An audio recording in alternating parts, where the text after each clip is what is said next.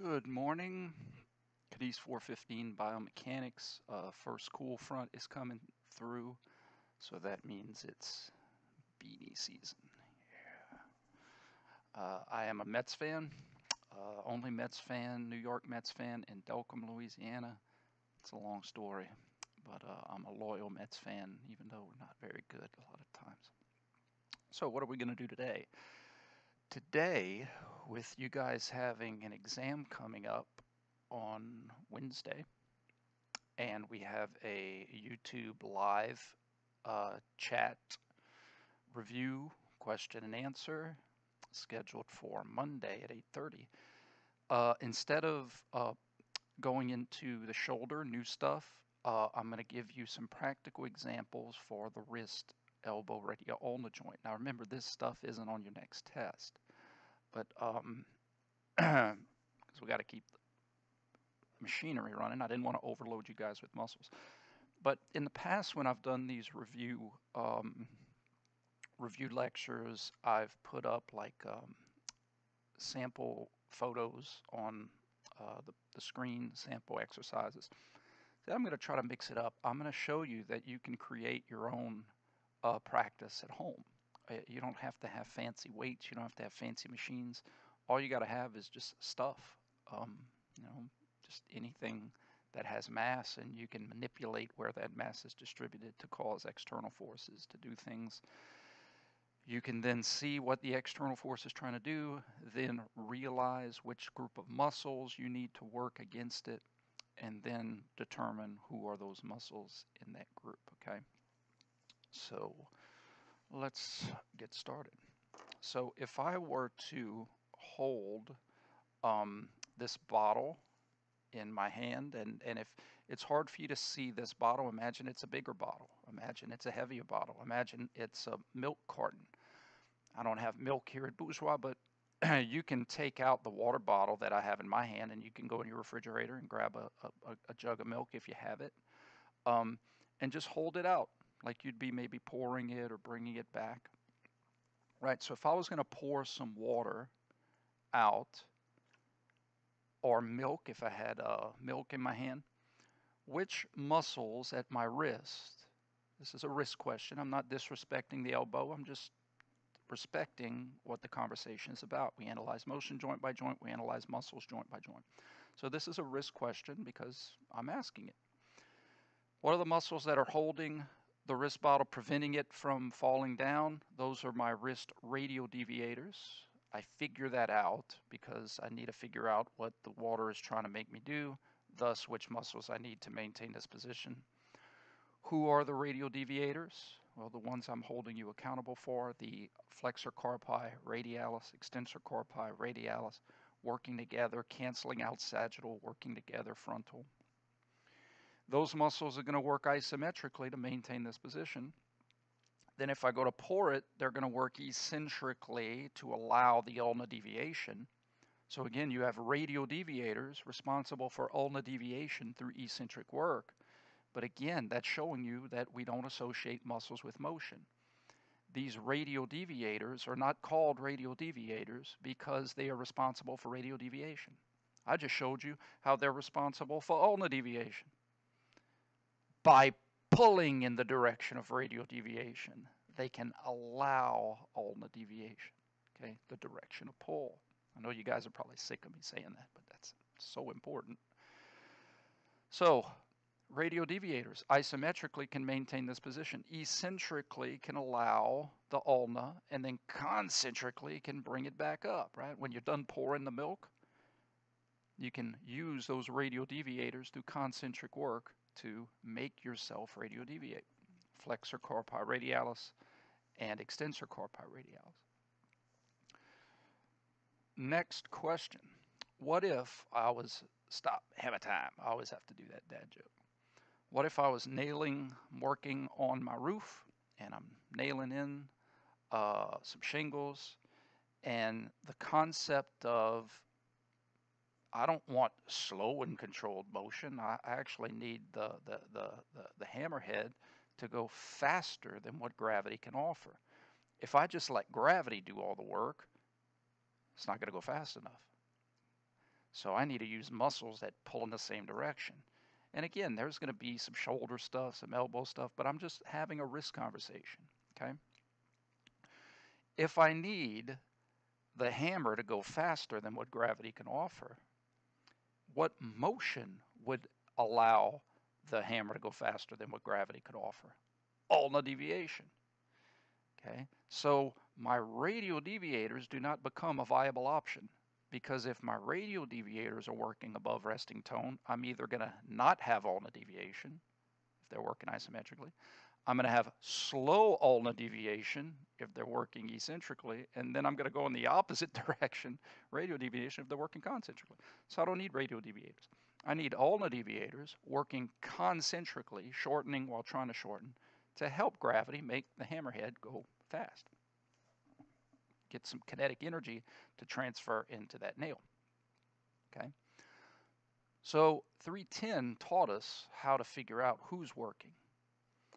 Now I just need you guys to tell me who's working specifically. Who are the muscles that are working? Well, my ulna deviators are my flexor carpi ulnaris and my extensor carpi ulnaris. Canceling out sagittal, working together. Frontal. Okay. That's how that works. Let's say I'm doing, I didn't have a dumbbell, but again, you may not have a dumbbell at home. I'm not talking like a dumbbell like me, like a literal dumbbell. So you got to go in the cabinet, grab a can of corn, grab something, you know. So this water bottle could represent a dumbbell. It has mass, so you could do curls with it. So let's pretend I could do it. I'm doing like a prone curl, okay? And again, the question is what I ask. If I want to ask you, hey, what muscles of my wrist are working? And you may say, well, what do you mean working? You're moving your elbow. Yeah, their elbow muscles are responsible for the elbow motion, but I have wrist muscles working, or else the water bottle is going to make my wrist do this, right?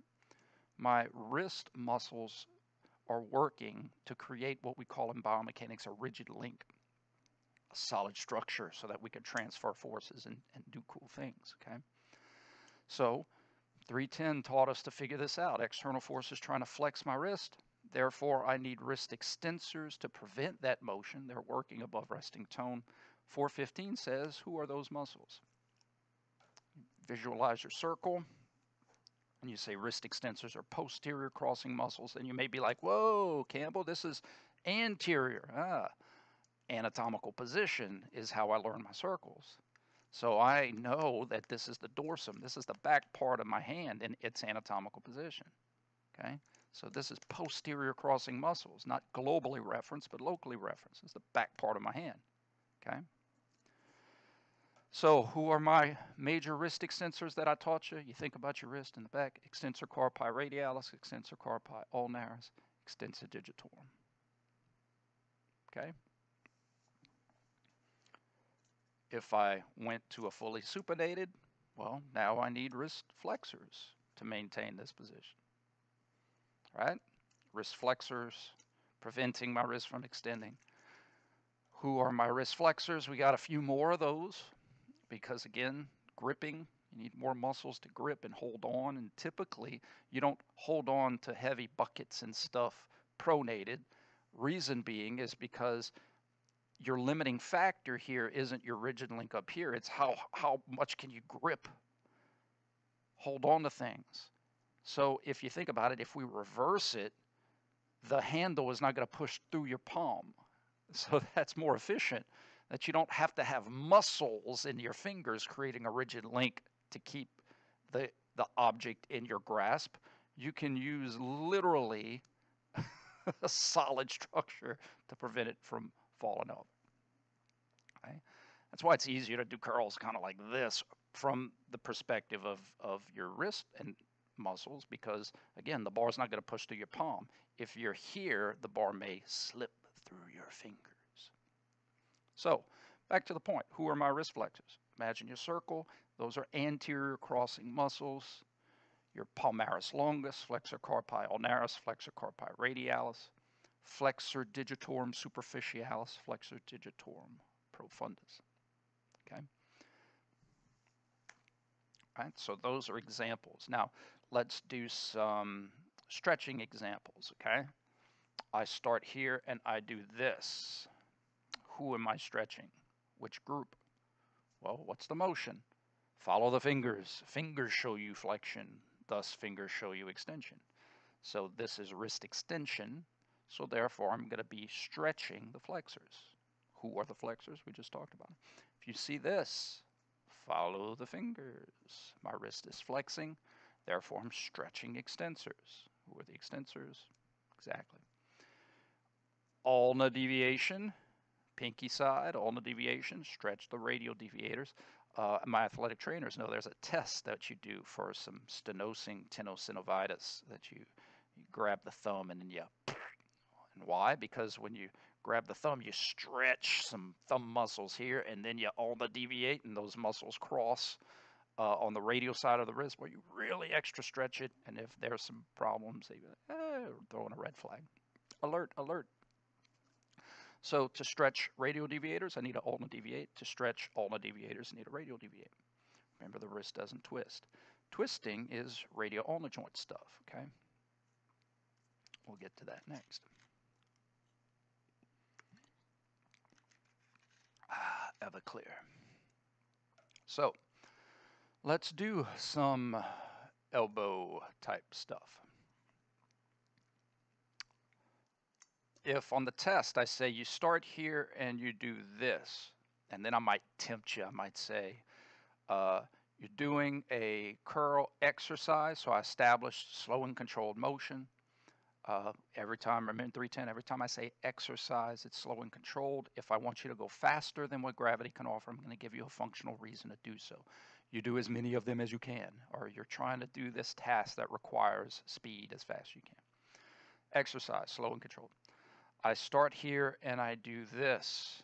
And on the test, I might tease you and I might say, you undergo extension. I'm tempting you. I'm fishing to see if you're going to make that common mistake of associating muscles with motion. Someone who is not taught that we don't associate muscles with motion, or someone who has been taught that muscle function is motion, bicep flexion, tricep extension, might say, oh, elbow extension, tricep.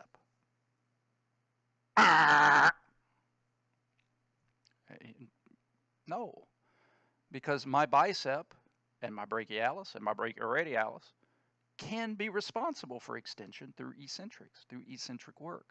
They can allow the speed up, or they can put on the brake to slow down extension. Okay? So to figure out who you're working, you got to figure out why they're working. External force wants to extend me anyway, and if I'm doing an exercise, it has to be slower than what gravity can offer in that direction. I need to use my flexors through eccentric work to allow the extension, slow down the extension, speed up the flexion, right? That kind of stuff, remember? So it's still my flexors. So again, students that are going to struggle with this still don't quite grasp the concept of muscle function as a direction of pull, not muscle function as a direction of motion. Okay, so those are my flexors. Who are my flexors? Biceps brachii, brachialis, brachioradialis. Those are the main ones. Those are the prime movers. Those are the superstars. Yes, when you get into grad school, you may learn secondary muscles like the pronator teres crosses anterior, and it is an elbow flexor. Some others, but it's kind of a, it's the player that comes into the game, the sixth man, seventh man. Put it this way: by not giving you every single muscle, it's not that I'm lying to you. I'm not just not giving you the whole story. You're going to learn that.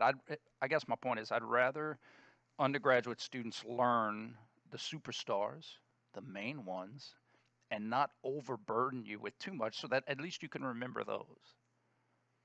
And then in grad school, you can learn all of them if you need. Okay? So I'm just trying not to overburden you. I'd rather you know the main ones. Okay?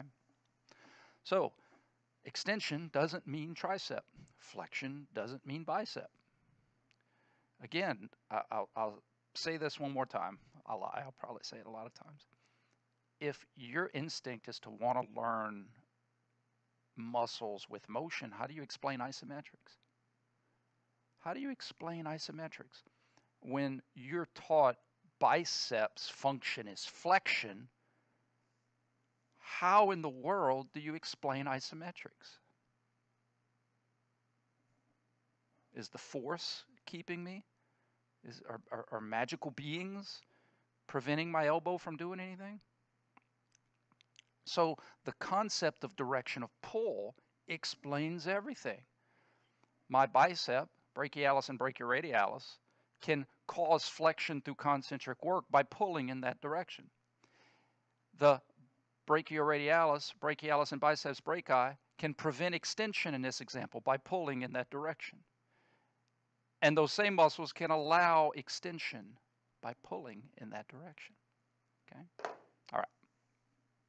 Let me hit that dead horse one more time. Ah! Whoa, he's not dead. So, you get the point? Now, let's reverse it. And, tethering. Let's reverse it and go overhead. Okay? Now, the external force is trying to flex me, right? So now I need tricep. Now I need tricep and anconeus, the anconeus muscle, very mysterious muscle, the anconeus, extremely mysterious, terribly mysterious. I need elbow extensors. Concentric work, I'm going to observe extension. Eccentric work, I'm going to observe flexion. So again, don't fall for the trap of flexion must be bicep or extension must be tricep. Okay. I need elbow extensors. How do I know? My circles don't tell me that I need extensors. Your education tells you you need extensors. 310 tells you you need extensors. Gravity wants to flex me. I need muscles that pull in the direction of extension, isometrically to maintain this position, eccentrically to let me flex, equation, remember that? Concentrically to make me extend. Same external force, same agonist, variations in motion because of variations in contraction, not variations in agonist for exercises. When you're going as fast as you can, then you're going to have to switch agonists to slow you down and speed you up, then slow you down and speed you up. We did that in 310 as well.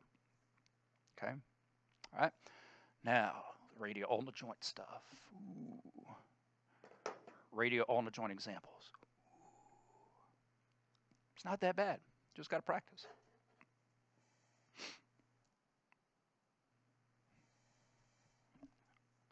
Okay. Start. And I do this. Reset. Start. I do this. Reset. Start. I do this. Okay.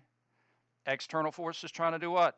Supinate me. I need pronators working eccentrically to allow the supination at the speed that my pronators care to allow. So question number one is figuring out what group of muscles we need. I need pronators because I figured it out. I am going to have some all-the-time pronators, meaning muscles that always pull in the direction of pronation, pronator teres, pronator quadratus. And then I'm going to have a sometimes pronator. That's the brachioradialis. And the brachioradialis's function depends on where you are in a range of motion, right? Quadrant 1, from anatomical to right up until midway, the brachioradialis is a pronator because it wants to pull to midway. No matter where you're at, it wants to pull to midway. It stops pulling in a direction of radio-ulna joint motion only here. I started here, so automatically it was pulling.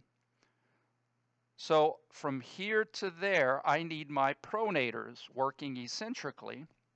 I'm going to have my all-the-time pronators, pronator teres, pronator quadratus. And in this case, I need pronators in quadrant 1, so therefore my brachioradialis can help those guys. brachioradialis is part of this group. Okay? What about if I start here and bring it up to right before midway? Start, finish. Same thing, external force is trying to supinate me. I need my pronators working concentrically. Pronators, quadrant 1, yes for brachioradialis. Brachioradialis, you have my vote to be able to help as a pronator in quadrant 1. Now, think about this. If the pronators, if the brachioradialis can work as a pronator concentrically in quadrant 1, and muscles can only pull, then by default, it cannot work concentrically the other way in quadrant 1. Let me rephrase that much better. If the brachioradialis can work concentrically to midway in quadrant 1, then it cannot work concentrically from midway in quadrant 1. Here I have an external force that's not trying to supinate me, but my hand is trying to pronate me. So I need supinators working concentrically. Brachioradialis can't do anything because it's like, dude, I'd love to help you, but I am not a supinator in quadrant 1. I am a pronator in quadrant 1. So again, think of the logic. If the brachioradialis can work concentrically to midway in quadrant 1, it cannot work concentrically from midway in quadrant 1. If the brachioradialis can work eccentrically from midway in quadrant 1, it cannot work eccentrically to midway in quadrant 1. Guys, it's that logical. It's a limitation of pull force. It can't push and pull. Let's drift over to quadrant 2. Start, finish. In quadrant 2, the brachioradialis pulls in the direction of supination. Why? Because it wants to pull it back up to midway. If I need supinators in quadrant 2, the brachioradialis can help. If I start here and I just hold this position, yes, external force trying to pronate me. I need my supinators isometrically to prevent that motion. Brachioradialis is like, dude, great, I can help. I have all the time supinators, the supinator, and the biceps brachii. And the brachioradialis is like, guys, I can help depending on the situation.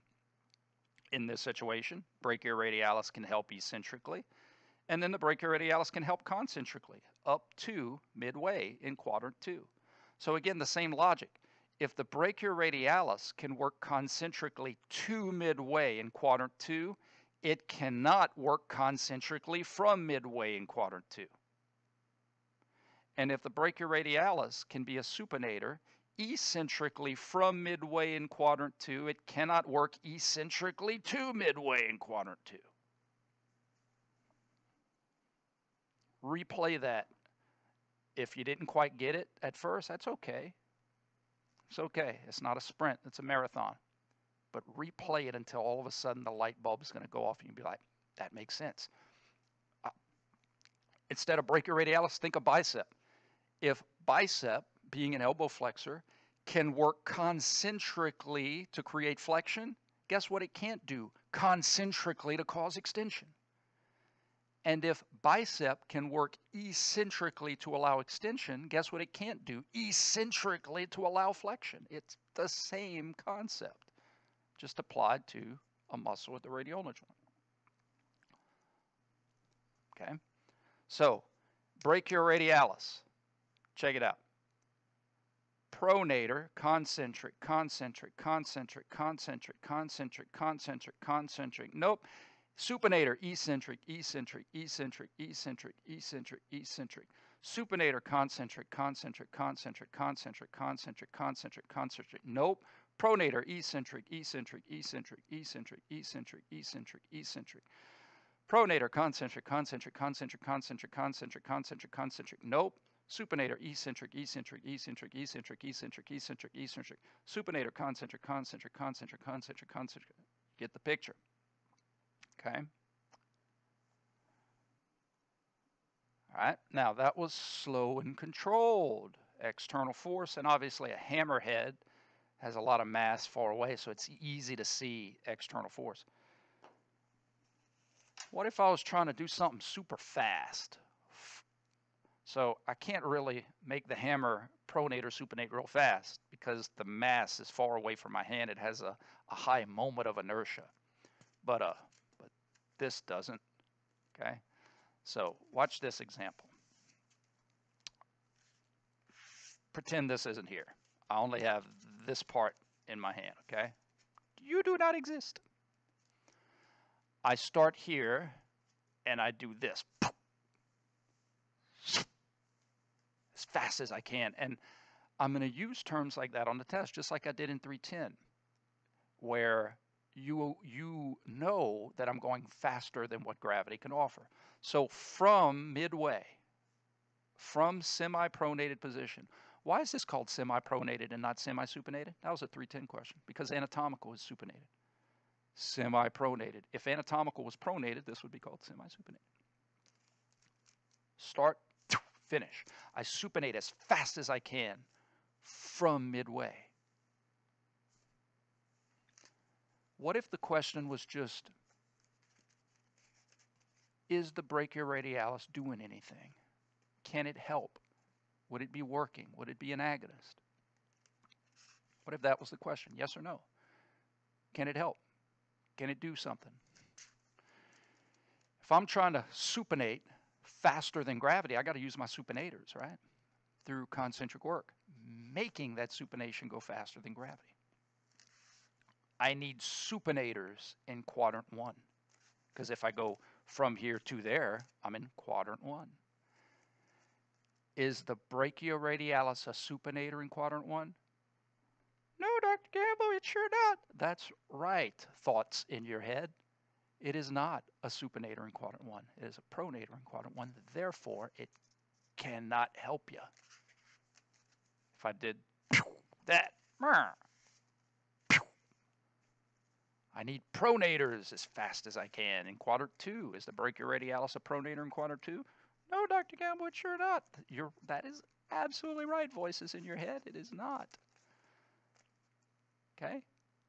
So again, if it can work concentrically in quadrant 1 to midway, it can't work concentrically from midway. That's an example of that concept. Okay? So I've given you guys real-world practice for wrist, elbow, radio-ulna joint. You don't need a weight room. If you're like, I'd love to practice, but I'm high risk. I don't feel comfortable going into the weight room. You make a weight room. Just grab things around the house, chairs and cans of corn and whatever.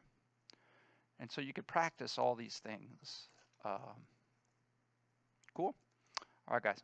Don't forget, Monday we have the live Q&A. It's going to be on my YouTube channel. And click and subscribe. I'm joking. So we'll see you Monday. Be well.